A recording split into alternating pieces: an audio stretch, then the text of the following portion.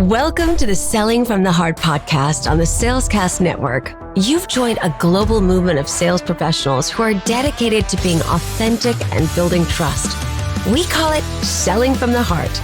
Together, we are on a mission to bring sincerity and substance to the sales profession we all love. Get ready to be inspired and equipped as we join our hosts, Larry Levine and Darrell Amy.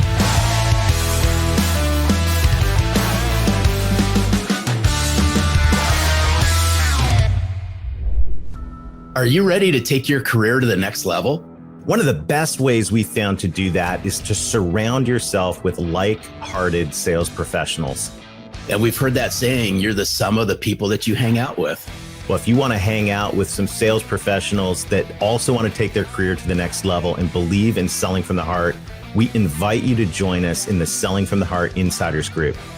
This is a weekly gathering of like-hearted, like-minded sales professionals and sales leaders. We truly build community each and every week.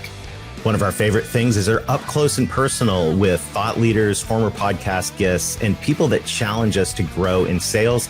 We would like you to join us for our next up close and personal. Just go to sellingfromtheheart.net/free-pass. That's sellingfromtheheart.net/free-pass. And we look forward to seeing you in the Selling from the Heart Insiders Group. Welcome back to the Selling from the Heart podcast. Your co-host, Darrell Amy, here today with Larry Levine. What's going on, Larry? We're going to have, first of all, not much is going on. Actually, a lot of stuff's going on. I should backtrack on that one. Here we are. We're fast tracking through summer. You know, we're knocking on Labor Day weekend. Darrell, where is all of this going? It's exciting. It is coming out. This is coming out this Saturday, right before Labor Day. That means we're back to school. We're focused. Q4 is just around the corner. There's a lot going on. And I just want to say thank you to everybody in the Selling from the Heart community. This has been so much fun. We're getting amazing feedback from our publisher about how everyone rallied together on the relaunch of Selling from the Heart through barnesandnoble.com. And it's just so fun seeing all the momentum. And let me tell you, the momentum is not going to stop, Larry. We've got some exciting announcements coming up this fall. So you're going to want to subscribe and stay tuned here at Selling from the Heart. The movement keeps growing.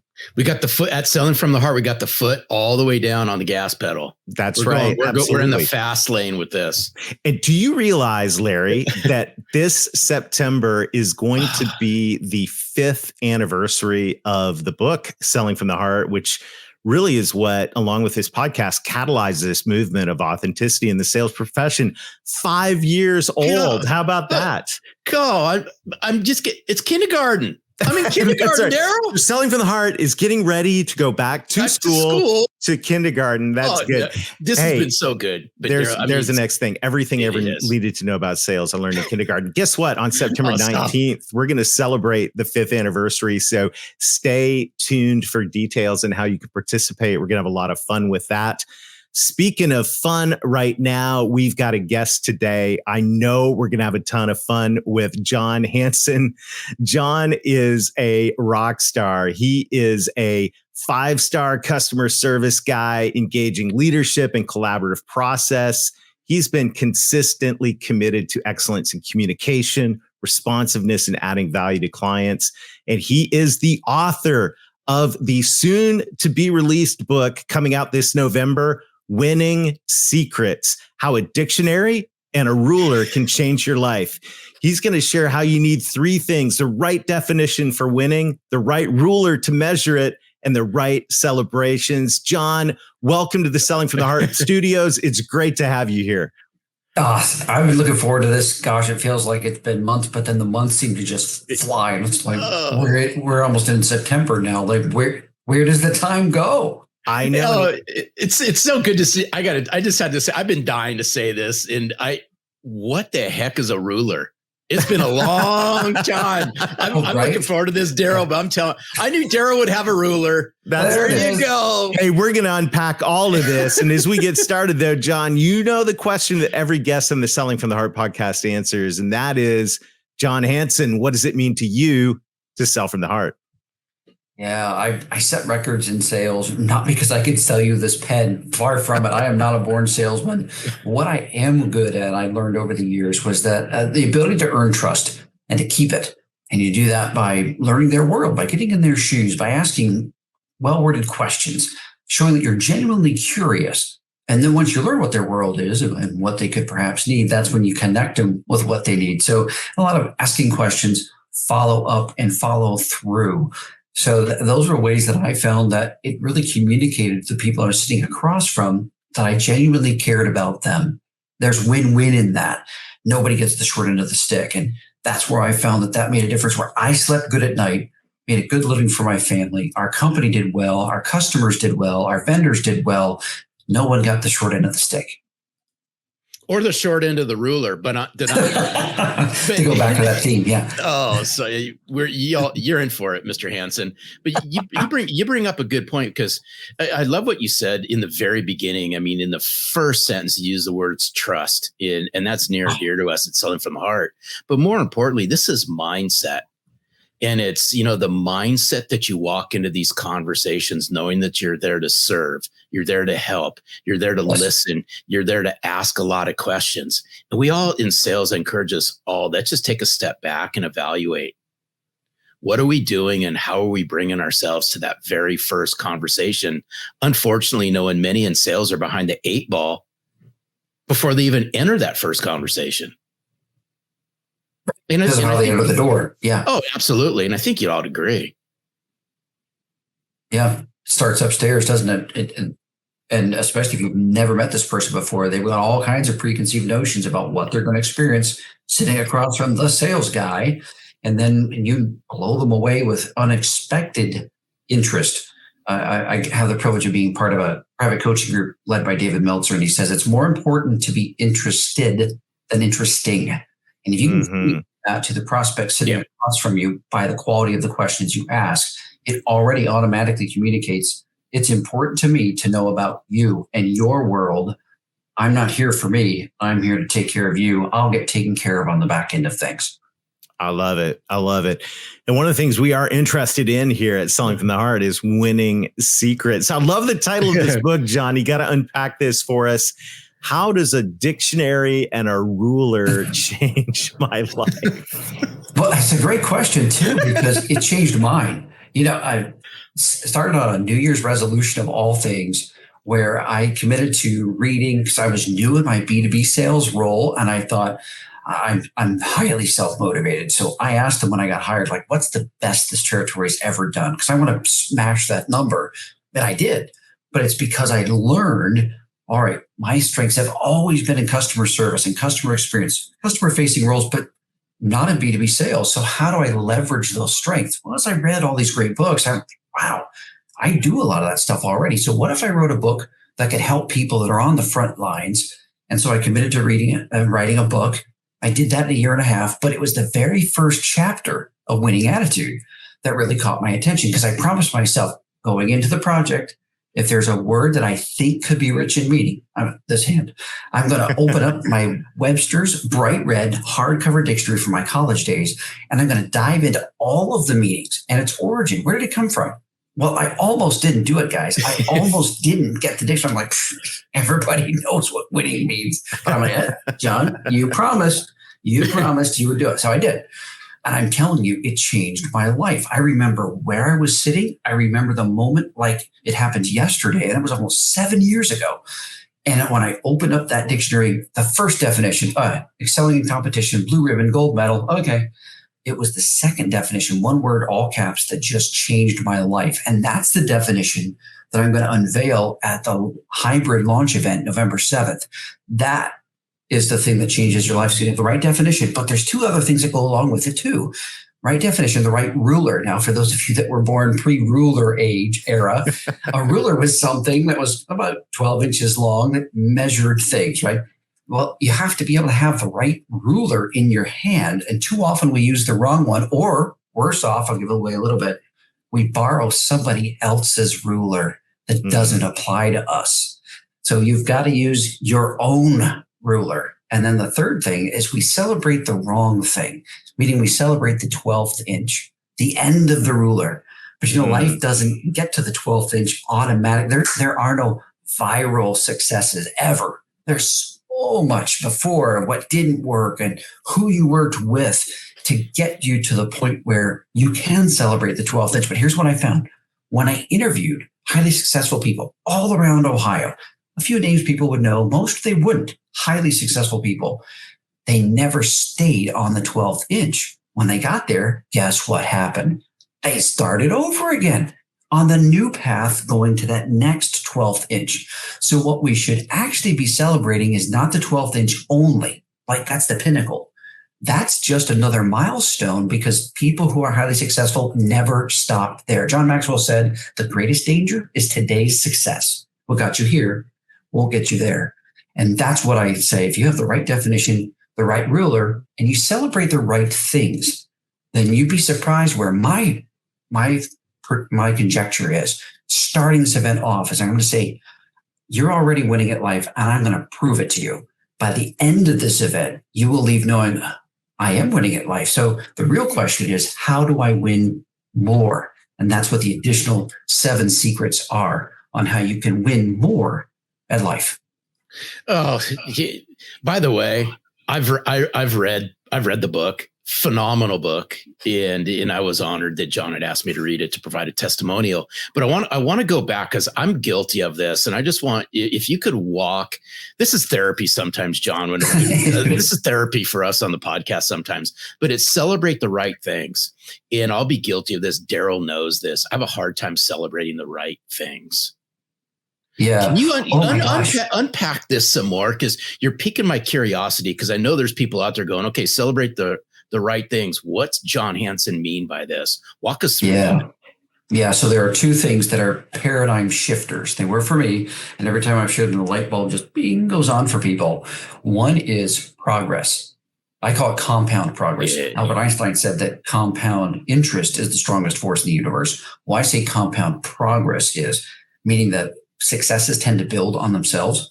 So if you have one success, all the little things add up to the big thing. No big thing comes out of a vacuum or out of nowhere.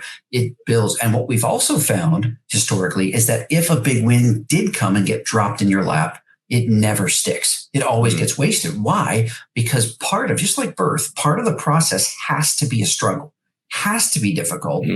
Dyson. Okay. If any of you have never been an inventor, and I certainly would not qualify as this, Dyson, 5,000 plus iterations over 5 years just to get the vacuum cleaner right. I'd be out after I don't know how many, and not 5 years. And now he's on doing like jet engine design. So putting in the work, the progress, but there's another one that's really going to mess with your mind. It's not just progress you need to celebrate. It's actually failures. Now, let me explain. I don't mean you need to be, so I'm going to have to beat myself up and celebrate that. I'm not talking about a twisted thing. What I mean is when you talk to all of the people who are highly successful or the famous people we all know, what they learned the most from and where they grew the most was when things didn't go according to plan. The failures, see, the opposite of winning at life is not failure. No, not at all. The opposite of winning at life is giving up, is not trying at all, is apathy, doing nothing. Failure, you have to go through that process to learn what does work.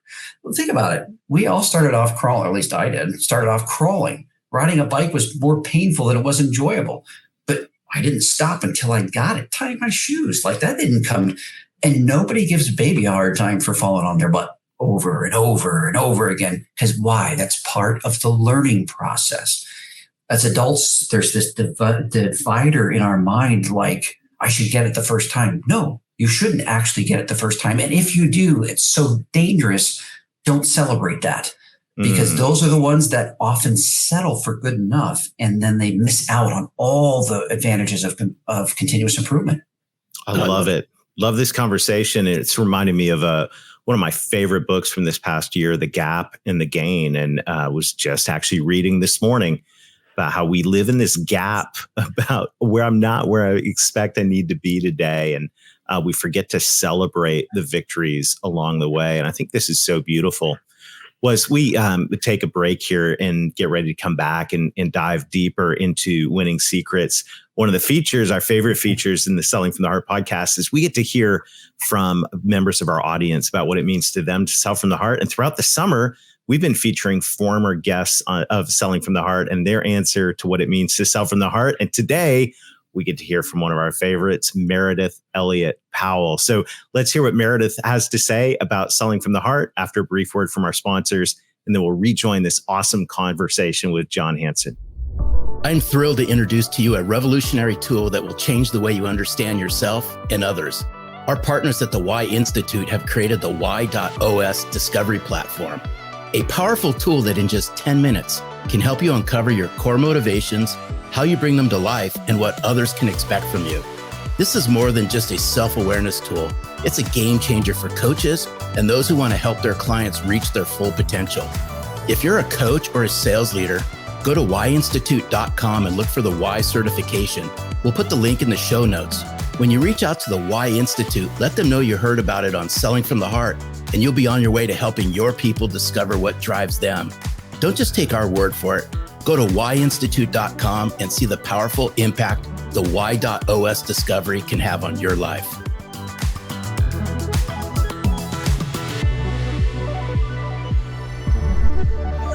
And to me, right now, I really believe it is about investing in your prospects and your customers, one, without expecting anything in return, and to give long before you ever expect to receive.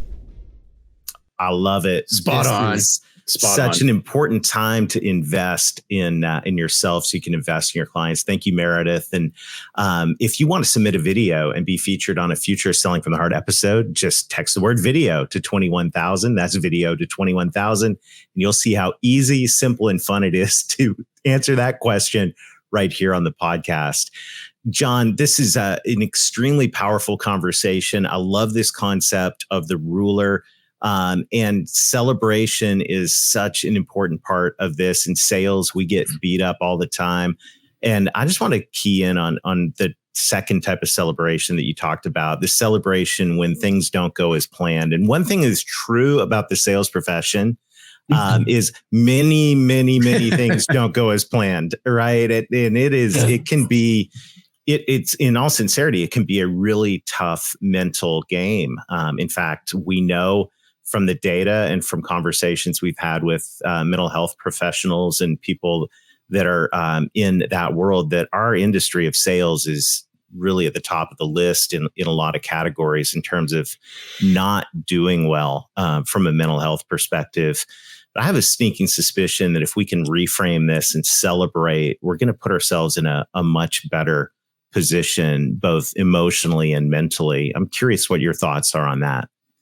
It's spot on, Darrell. That's why the second chapter really dives into, a closer look at ourselves. Before you try and go on and achieve amazing things, you really got to come to terms with who you are and who you really need to be taking care of.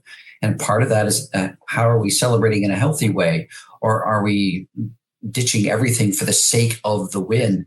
You talked about mental health for salespeople. Oftentimes people look at the dollar signs that are often accompanied with sales, and the same way they do with senior executives. And they think, oh, I could handle that job for that kind of pay. Well, no, you couldn't, because that's not what you're doing. And if you lived in their world, I believe that executives, the stress is even higher in their space, especially now with how fast the world moves.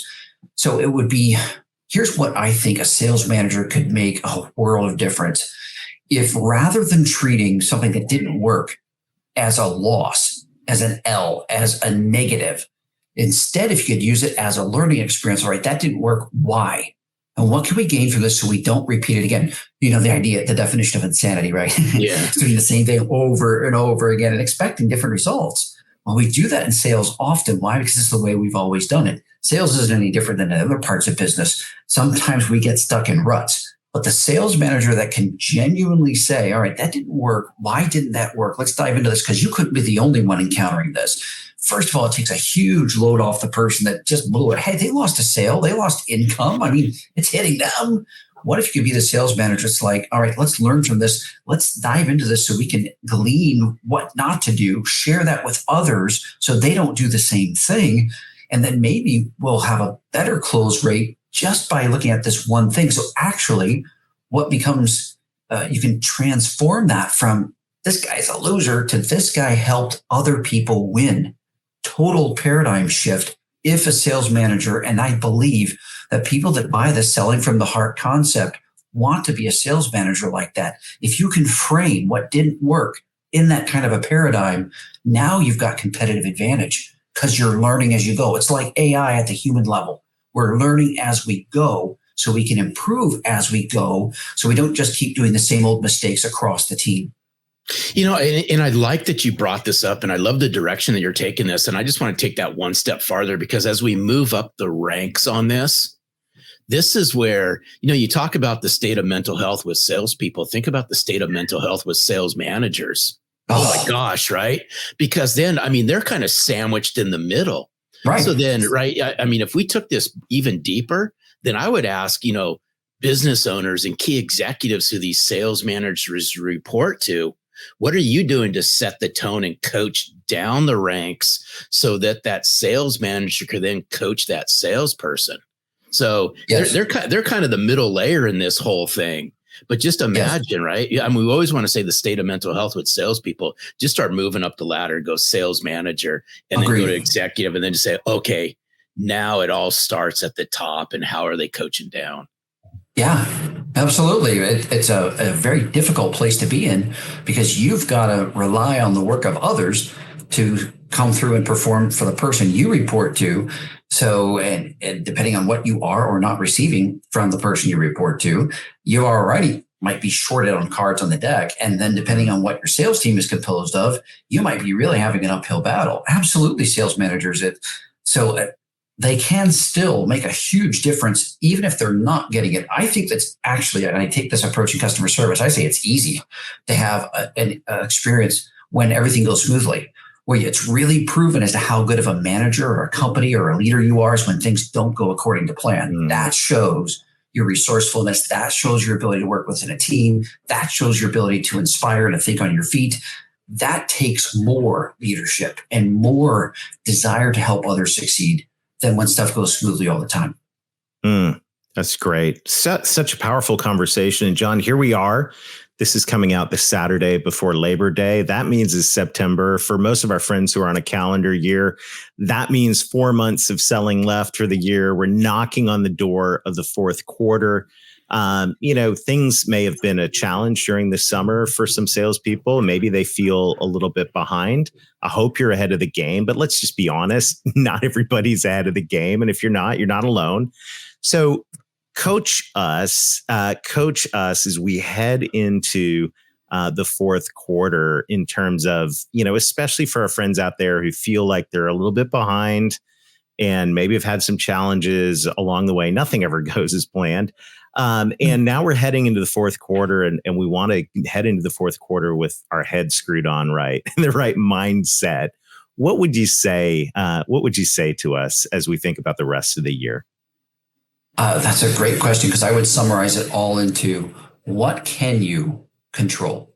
What are you responsible for? What can you improve? Where if you just improve, kind of the idea of From Atomic Habits by James Clear, what could you improve by just 1%? And then stack that on top of itself every day from now to the end of the year. Theoretically, you'd be how many percent ahead? You'd have at least 50%, 120% improvement if you could stack that on top of itself. Well, let's say you did half of that. It's about what can I take responsibility for and how can I do it better? But more importantly, I think it's this. Theory's great. Ideas are wonderful. Paradigms are awesome. Could change your life. But really what it boils down to is execution. What do you do? How do you follow through? Because follow up is great, but follow through is where it's most important. So I would say someone look at what is your daily activity like? Selling from the heart, I think it has a lot to do with preparation. One of the quotes I put up today from Joe Gibbs said that the biggest part of winning is preparation. How are you preparing for the success that you expect to come? Because if you're not preparing for it, that just means you're throwing darts at the dartboard and hoping that they stick. Whereas if you're preparing for when business starts, more and more starts coming my way, how am I going to handle that so everyone still gets the same level of service or sales experience? No one suffers. My team, my leadership, my existing customers, my new prospects, everybody still gets top quality, because it's actually more challenging when you've got more on your plate to do it well, and you don't want to lose any ground from what you've earned up to that point. So I'd say prepare for the success that's ahead and figure out, how can I improve what I'm doing on a day-to-day basis to get me to that end? Oh, and I like this, because if you just looked at it daily, and just to play off, the winning part of, the title in your book is just look. I would encourage everyone, look for a small win every single day. And, this win may not be a sale. This win could be, I made a new connection. This win could be, I had a great conversation. This win could be, I just learned something new. This win could be, I had a fantastic conversation in the very first meeting I went to. But if you can capture these every single day and stack them and stack them and stack them, you're going to roll into 2024 on such a high and a positive note, as opposed to going, you know what?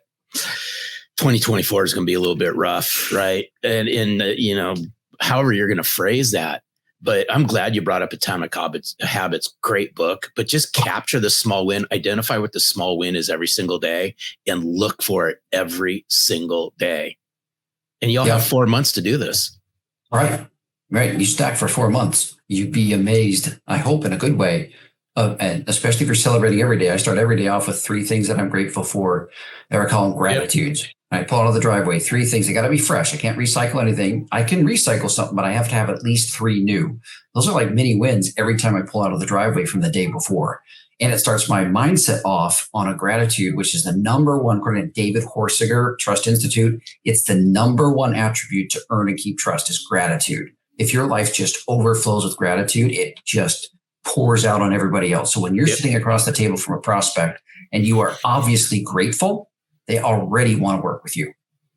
Well, I'll tell you one thing I'm thankful for. I'm thankful for it's just 2 months until Winning Secrets hits the streets. It's coming out in November. And so as we wrap up today, John, how can folks get more John Hanson in their life? Oh, all kinds of ways. LinkedIn's my favorite platform. That's where I have the most. Facebook is another. But if you go to either one of those, and I have my own website now, johndhanson.com, D in the middle. That's got all kinds of information there too. So if you would like to do this, it's a hybrid event. It's totally free. There's going to be giveaways in person and online. So if you join online because you're on the West Coast, you're still going to get your name potentially drawn.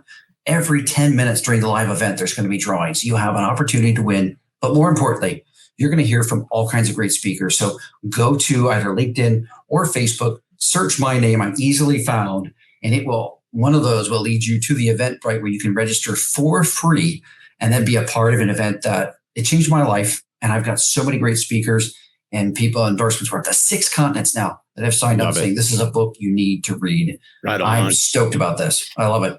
I'm so proud of you. I'm happy. Me too. Congratulations. I know. We'll be there. We'll be cheering you on. I hope many people in the Selling from the Heart audience will cheer you on as well. Find that in the show notes.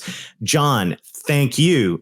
Gratitude for sharing your time and your heart with us today. This has been fantastic. Thanks for having me, guys. I loved it. All Good right. stuff. What a great conversation. The ruler, Larry, the ruler. Look at that. Look at this. You know what? I have the ruler. I had to go there. I just had to, I know what a ruler is, but it's just like, I knew of all people, Darrell Amy would throw ruler up there. But no, in all sincerity though, there was my big aha moment in the one that stood out in our conversation with John is celebrate along the way. Mm-hmm. And, it's a tough one for me to personally do. And I'm going to throw my hand up on this. I encourage everyone, find ways to celebrate. Coming from somebody who has a hard time celebrating, but I'm working on it. But that was a big light bulb moment for me just now, Darrell, was celebrate along the way. Yeah, there's a lot of good things to celebrate. And I know in the profession of sales and sales leadership, there's a lot of challenges along the way. That's no secret. And you're not alone in that. But if we can figure out how to have the right ruler in place and how to celebrate the wins and even take some of those failures and celebrate the learning that goes along with them, I thought that was something really, really powerful as well.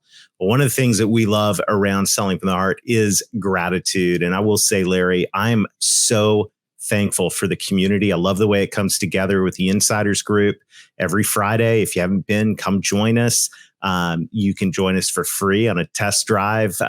Come to a future. We call it the free pass, right, Larry? Come and hang out. I'm going to put that across the bottom of the screen, but get your free pass to the next Selling from the Heart Insiders Group. Make that a part of your fall. This is something that has been a real game changer. Community with like-hearted sales professionals. That's what you get at sellingfromtheheart.net/free-pass. Larry, we've got a lot of great stuff coming up this fall, including the 5th anniversary celebration of the Selling from the Heart book on September 19th. So many other fun things. I'm stoked. You don't want to miss Selling from the Heart, so make sure to like or subscribe. And thank you to everybody who's leaving us reviews. No, yeah, I'm super appreciative. What I'm stoked about is I finally made it to kindergarten, Darrell. I am so excited that Selling from the Heart made it to kindergarten. Well, no, that explains a lot of your behavior now, Larry.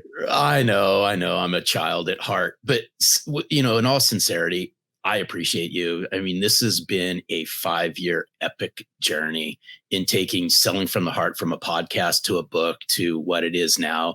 This doesn't happen with all of you. So I just want to say thank you.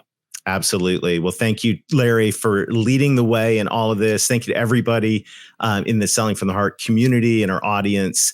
We're so excited about all that's happening, and we appreciate you. So till next time, keep being genuine, keep being authentic, keep building trust, celebrate along the way, and most of all, sell from the heart.